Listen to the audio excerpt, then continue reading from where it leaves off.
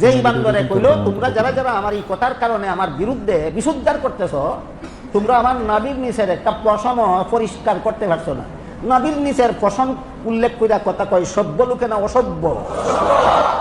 তুই প্রমাণ দিলে তুই অসভ্য, শুধু বেয়াদব না অসভ্য। এবার আমি তোরে জিজ্ঞাসা করবো, এই অসভ্য ভাষাটা তোর মা বাপের কাছে শিখছস না তোর শেখের কাছে শিখছস? সে কইল আরবি ভাষায়, বাংলা ভাষায় কই গুরু। বাংলা ভাষায় কি কয়? আমি জিজ্ঞেস করি, এই অসভ্য ভাষাটা তোর মা বাপের কাছে শিখছস না তোর গুরুটার কাছে শিখছস? যদি মা বাপের কাছে শিক্ষা থাকস তাহলে তোর মা বাপরে গিয়া তোর নাবির নিচে সবগুলি ফসম পরিষ্কার করে দিত। যেইখানে ভাষা শিখাইছে এইখানে পরিষ্কার করো। ভিডিওটি বেশি করে কি বলে? অসভ্য ভাষা তারে কোনো সভ্য লোকে শিখাইছে না শিখাইলে তার মা বাপে শিখাইছে?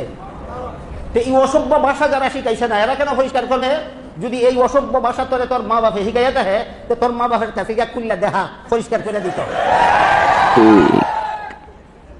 আর যদি খোঁজ বলে না এমন অসভ্য ভাষা আমার মা বাপে শিখাইছে না, আমার গুরুটাই শিখাইছে, তোর গুরুটা রেগে তোর নারীর নিচের সবগুলি ফসম পরিষ্কার করে দিত। আপনারা কি কেউ এই অসভ্য ভাষা শিখাইছেন?